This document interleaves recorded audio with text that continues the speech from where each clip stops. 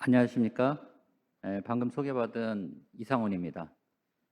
제가 오늘 강의할 내용은 본 대한병원장 협의회를 소개하는 거 하고 또 향후 미래 전략에 대한 말씀입니다.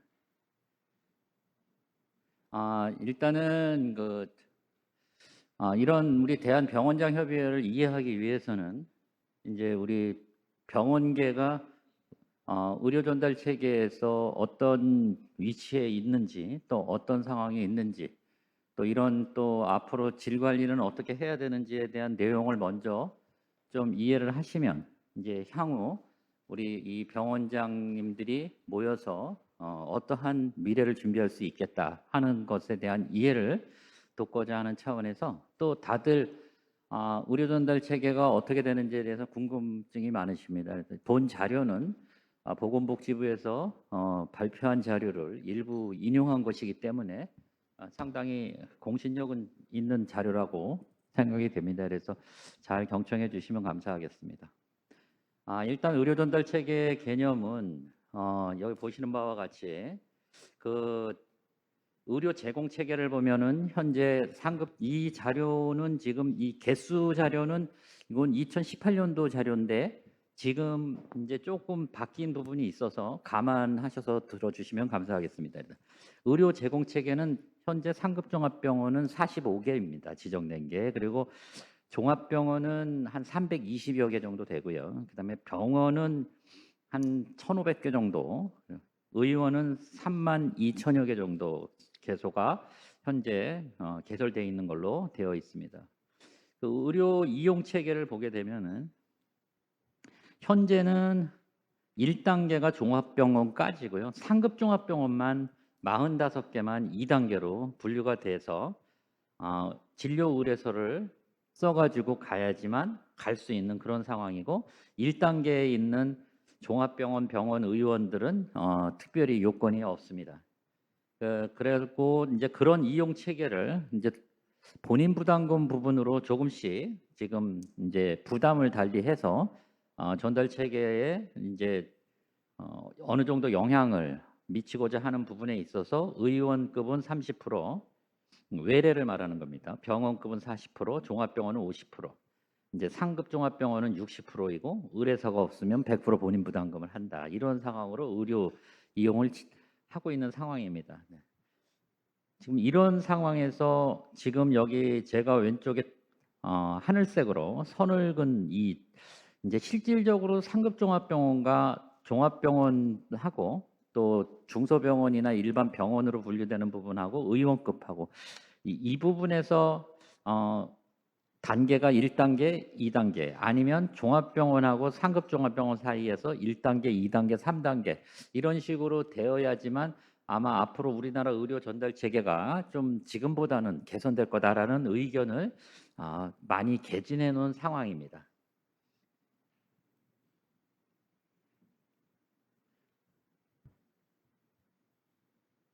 예, 그 다음에 이제 의료 이용 현황 분석을 보면은 이제 이 초록색, 연두색 부분이 2008년도고 지난 남색이 2018년도 이제 10년간 변화해서 진료비 변화를 보면은 전부 다 상승은 했는데 이 퍼센트로 보면은 크게 이해가 안 되고 액수로 보면은 상급종합병원은 약 5조에서 한 14조 가까이 5.5조에서 13.5조로 종합병원도 한 5.5조에서 12.9조로 근데 이 병원 개수가 상급종합병원은 뭐 40 몇 개고 종합병원은 300여 개인데 13.5조, 12.9조 일반 병원 한 1,600개 되는데 3조에서 6.9조 의원은 3만 개가 15.3조 정도 돼서 쉽게 말하면은 의원 전체 합친 거랑 상황중 종합병원 합친 거. 근데 지금 2020년 2년도 작년부는 아마 이게 역전됐을 거로 생각이 됩니다. 의료기관 종별 점유율 비율이 이게 중요한데 그러한 10년간 지금 상급 종합병원은 3.1%의 점유율이 올라갔고 종합병원은 2%가 올라갔고 이제 일단 중소병원계는 한 0.8% 올라갔고 의원급은 6.1% 이제 그 점유율이 감소됐습니다. 지금 사실은 이 일반 병원들이 어떻게 보면은 상당히 의료계의 허리를 진짜 담당하고 있는 부분이고, 이 상급 종합병원이나 대학병원급에서 하는 진료의 상당 부분이 이 일반 병원급에서 커버할 수 있는 그런 의료 그 질적인 면에서 그 경쟁력은 충분한데, 이제 이렇게 비교적 중증이 아님에도 불구하고 상급 종합병원이나 큰 대학병원급에서 진료를 받는 상황들이 좀 많은 상황이어서, 이런 것들에 대한 의료 이용 체계를 이제 우리가 좀 개선을 해 나갈 필요가 있다는 거에 대해서 뭐 보건복지부나 뭐 우리 의료계나 다 같이 공감하고 있는 건 사실입니다. 그래서 이제 의료기관이 사실은 의원급 의료기관과 여기 중소병원은 서로 무한 경쟁하고 있는 상황이고요.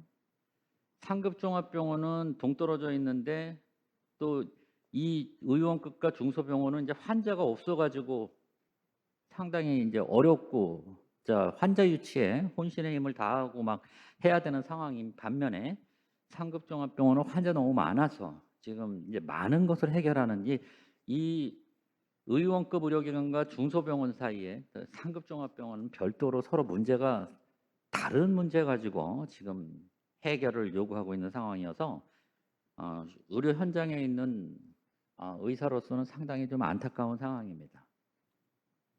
그래서 이런 부분에 대해서 현재 문제는 정책 당국에서도 많이 인지를 하고 있고, 이제 단기 개선이라 그래서 이 단기 의료 전달 체계 중에서 상급 종합병원에 중증 환자 말고 경증 환자 보는 부분에 대한 상당히 많은 페널티를 만든 상황은 현재 시행하고 있고, 또 의원 간 의뢰, 또 상급 종합병원에서 중소병원이나 의원으로의 회송을 활성화하는 방안들, 또 지금 얘기해 준 것 중에서는 그 진료 의뢰서를 의뢰서가 먼저 발급되고 상급 종합병원에 접수가 될 수 있는 상황, 그리고 그것을 상급 종합병원 45개 정도에만 할 게 아니라 실질적으로 상급 종합병원의 역할을 하고 있는 한 120여 개 전국 수련병원에도 같이 적용해야 되지 않겠는가 하는 의견은 제출을 여러 차례 했고, 또 그 선의뢰서 후접수, 지금 상당히 문제가 접수해 놓고 이제 내일 모레 상급 종합병원 가면 이제 의원이나 중소병원에 와서 이제 의뢰서를 끊어달라 그러면 의사 선생님이 이제 끊어주면 그걸 가지고 가고, 뭐 이런 말도 안 되는 상황이 현재 많이 벌어지고 있는 게 사실입니다. 그래서 이 부분에 대한 개선을 강력하게 지금 요구를 해왔고, 많이 의견은 전달된 것입니다. 앞으로 중장기 개선이 이제 상급 종합병원의 어떤 기능을 좀 축소하고 중증 병원으로서의 역할을 강화하고 수도권에 집중되는 것을 해소하겠다 하는 방향은 현재 잘 설정이 돼 있습니다. 다만 이런 것을 현장에 녹이는 것이 어려운 상황이라는 거죠. 그 다음에 두 번째, 이 부분은 이제 아까 제가 진료 의뢰서 상황에 대해서 말씀을 드린 거고, 종이 의뢰서는 아마 단계적으로 폐지 수순을 밟아간다는 계획은 발표했으나, 대한의사협회 차원에서는 종이 의뢰서를 현장의 혼선을 받기 위해서 최대한 늦게까지 유지해야 된다는 의견은 전달을 했습니다. 그 다음에 이제 환자의 그 적정 의료 이용 유도를 어떤 식으로 하겠는가 해서 이렇게 1, 2, 3 해갖고 복지부에서 이것도 발표를 한 상황이고요.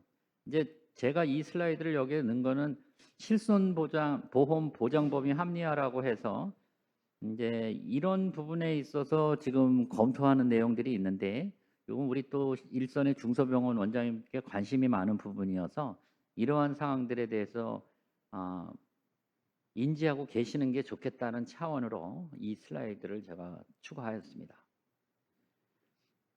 지금 이제 이 의료 전달 체계 내용 중에서는 이제 마지막 슬라이드 같은데요. 이제 앞으로 지금까지 얘기한 것처럼 하지만 이제 병원급이 앞으로 갈 때는 지역에 있는 병원은 가칭 지역 우수병원이라 해서 지정해서 전국적으로 우수병원을 지정할 상황에 대한 지금 정책적 기조가 있고 수도권인 경우 또 대도시 광역시 부분에서는 대부분 전문병원으로 유도하고자 하는 정책적 기조가 있습니다. 그 다음에 이제 뭐 의원급은 1차 의료 활성화라고 하는 별도의 트랙으로 가고 있기 때문에 지금 이 강의를 들으시는 또 중소병원 병원장님들 관심사는 앞으로 이렇게 어, 전문병원이나 어쨌든 질을 우수한 질을 요구하는 중소병원들을 정책적으로 요구하고 있다. 그리고 좀 안타까운 것은 이런 의료 전달 체계 내용 나올 때 중소병원이라는 그 한 꼭지가 크게 보이지 않는다는 점에 대해서 상당히 유감스러운 상황이 있습니다. 그래서 제가 의협을 대표해서 계속 논의체에서 협의할 때 중소병원에 대한 정책적 배려나 지원이 반드시 있어야 되고 앞으로 중장기 보건의료 계획 발표할 때 우리 중소병원들의 갈 어떤 정책적 방향에 대한 제시가 반드시 필요하다라고 의견을 하였습니다. 그런 차원에서 볼 때는 우리 중소병원계도 그 질 관리를 해야 되지 않겠나. 이래서 제가 이제 인증원을 하고 또 내용을 약간 접촉해서 알아보니까 그 인문 인증 제도라는 것을 인증원에서 현재 준비를 해서 곧 아마 시범 사업도 한 것 같습니다. 그래서 곧 이제 모집하고 시행을 하고 지금 현재도 아마 이게 시작되고 있지 않나 싶은 제도이기도 합니다. 그래서 오늘 그 제도를 간단히 소개시켜 드리고자 합니다. 그래서 인증제도는 의료법에서 인증을 받으면 이제 의료기관의 어떤 브랜딩이나 또 정책적 가산에 대해서 최근에 어떤 트렌드를 갖고 있는 상황입니다. 그 인증을 받았다는 것은 이제 의료기관이 시스템 오류를 예방하기 위한 표준화된 절차와 스스로 지키고 유지할 수 있는 체계를 갖추고 있다라는 것을 인정받는 것이라 이렇게 정의가 될 수가 있는데 저는 이제 재활병원을 운영하고 있습니다. 그래서 저희 병원은 인증을 받았습니다. 그래서 인증을 받고 하고 있는데 제가 인증 받을 때와 받은 후에 가장 큰 변화다 이러면은 인증받기 전에는 병원장이 일일이 이렇게 저라고 막 이렇게 뭐 모든 거를 다 이렇게 직원들한테 정해서 뭔가 이렇게 어, 그런 시스템을 병원장 위주의 어떤 시스템을 병원에 많이 적용을 했는데 인증을 하고 나서는 직원들이 알아서 본인들이 어떤 일을 해야 되는지에 대한 것을 좀 알아서 하는 그런 상황이 많이 개선이 돼서 그런 면에 있어서는 어쨌든 뭐 감염이든 어쨌든 모든 분야에 있어서 어, 나름 긍정적인 영향을 저희 병원은 좀 받은 것 같습니다. 그리고 일단은 뭐 인증받은 의료기관이라고 하는 브랜딩도 있고요. 그래서 한번 인증에 대해서도 관심을 좀 갖고 지시는 게 좋겠다. 대신 인증이라는 것이 굉장히 어려운데 현장과 좀 맞질 않죠. 그래서 인증 제도를 개선을 해야 되는데 이 인증 제도를 개선하는 거는 의료법에 문제가 있는 부분도 있고 또 인증원 자체의 인증 기준에 대한 문제도 있습니다. 그래서 그런 것들은 다방면으로 앞으로 현장과 괴리를 줄여가는 그런 상황에 협회에 추진을 하겠다는 말씀을 드립니다. 이 인문 인증 제도라는 것은 중소병원의 현실을 반영해서 개발된 인증 제도이고요. 참여 방식은 어쨌든 현재까지는 자율입니다. 그리고 유효 기간은 이제 2년. 그리고 결과는 어쨌든 인증 불인증을 하게 되는 것이고요. 인증했던 시 보상을 지금 인증원에서 상당히 고민하고 있는 것 같고 여기 하늘색으로 붉게 칠한 것처럼 비용을 보상하는 안, 또 인증 연계 수가 획득안. 그 뭐 제가 대한의사협회 보험 부회장 일을 하고 있기 때문에 이 부분에 대해서도 한번 제가 직접 관여를 해서 앞으로 인증을 연계한 수가 획득을 가능할 수 있도록 한번 추진해 보려고 합니다. 그래서 이 인문 인증 제도가 왜 우리가 할 수 있을까라고 제가 얘기하는 것은 조사 항목이 모두 정규 과목이지 필수 항목이 없습니다. 그러니까 필수가 있으면 그 필수를 못하면은 점수에 상관없이 그냥 불인증, 뭐 잘해야 조건부 인증을 받게 되는데, 음, 이 정규 항목으로만 갖고 한다 그러면은 평균 점수로 하는 거기 때문에 필수적으로 뭐 의료법의 의료 인력이라든가 시설 중에 하기 어려운 상황들이 있습니다. 그런 거는 우리가 뭐 건물을 새로 질 수 있는 것도 아니고 어려운 상황이 있지만 그게 점수로만 평가되기 때문에 전반적인 질적인 부분 또 직원들이 얼마나 뭐 감염 관리를 잘한다든가 환자들 체계가 잘 돼 있다든 병원이 어쨌든 입원할 때부터 퇴원할 때까지 어떤 시스템이 잘 돼 있다든가 뭐 이런 것으로 인해서 점수가 높으면 과거에 불인증할 수 있었던 병원들도 인증을 받을 수 있다라는 사실입니다. 그래서 이 인문인증 제도가 나름 우리 중소병원계의 질 관리에는 도움이 좀 되겠다 그런 생각이 들어서 오늘 말씀을 드리는 겁니다.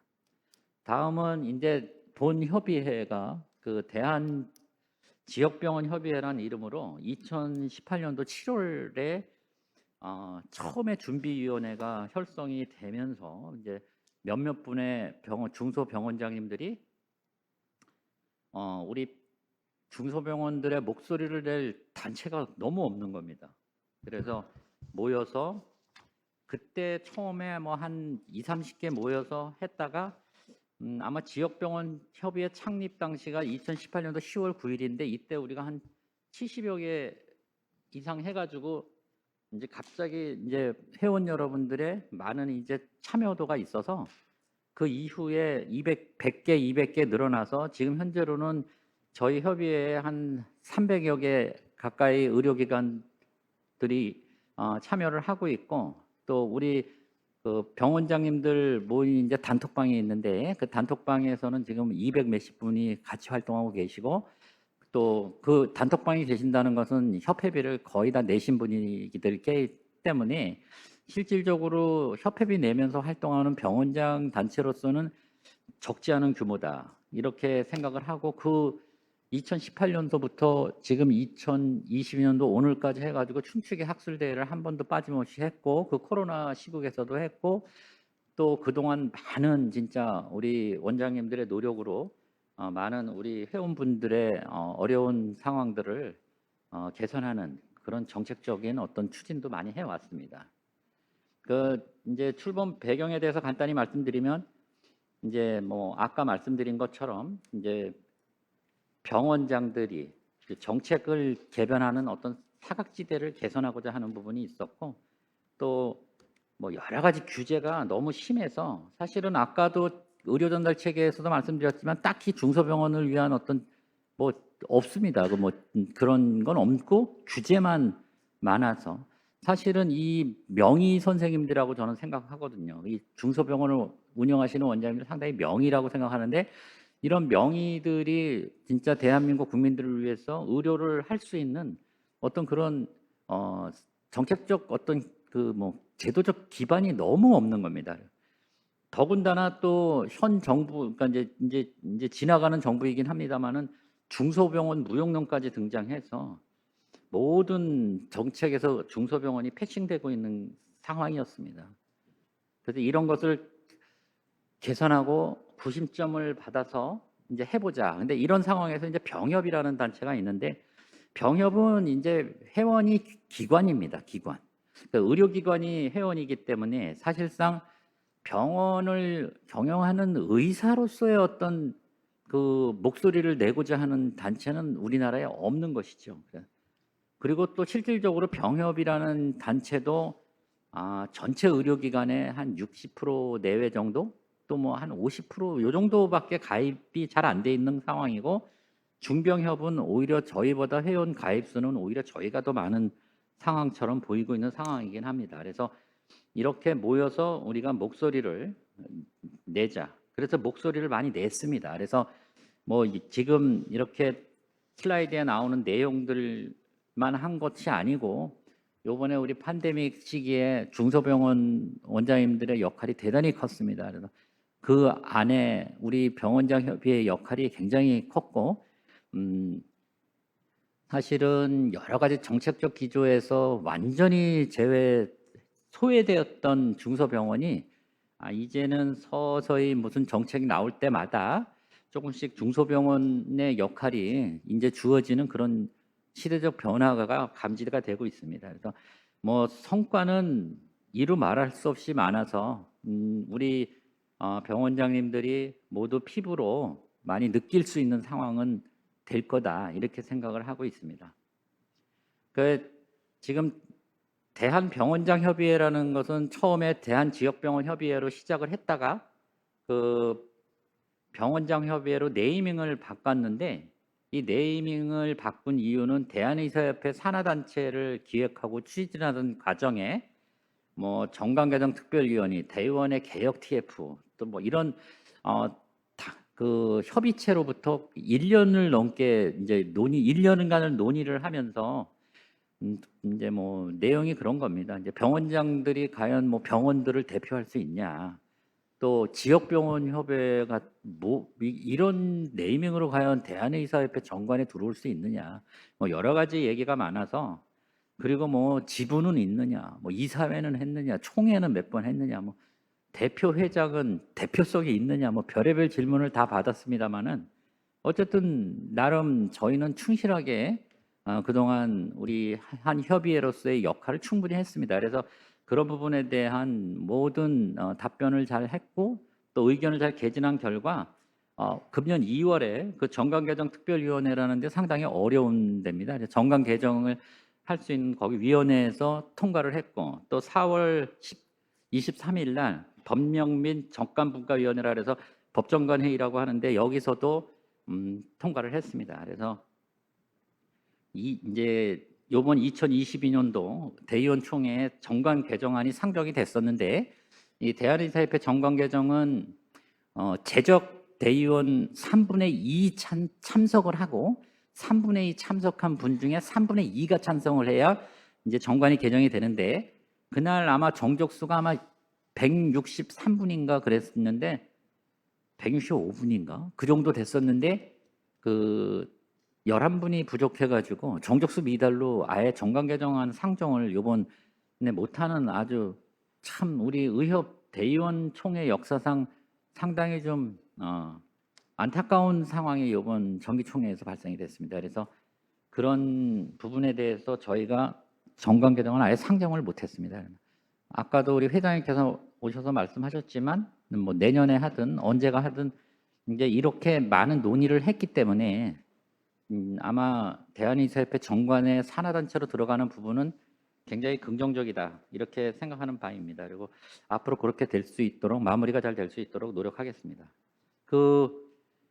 그래서 네이밍 부분에 이제 나중에 총회할 때 나오는 얘기긴 하나, 그냥 대한병원장협의회라 하면 또 너무 광범위한 것 같아서 그냥 대한의사협회 산하병원장협의회다라는 의미로 대한의사협회 병원장협의회라고 네이밍을 한번 바꿔보는 게 어떤가 하는 것이 제 개인적인 의견이어서 오늘 강의할 때 잠깐 같이 올렸습니다.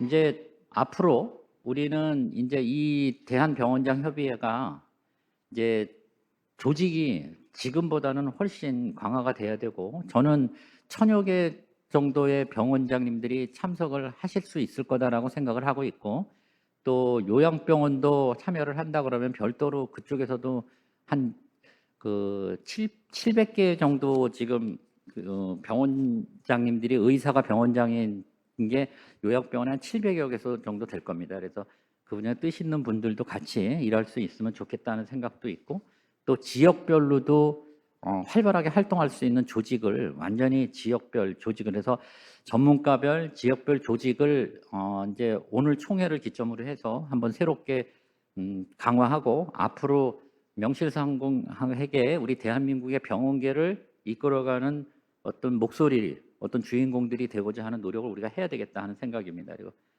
또 그런 차원에서 대한의사협회와 정책을 공조하고, 또 대한의사협회 발전과 위상에 저희가 많은 지지를 보낼 것을 보내는 어떤 우리가 행보를 해야 되지 않겠나.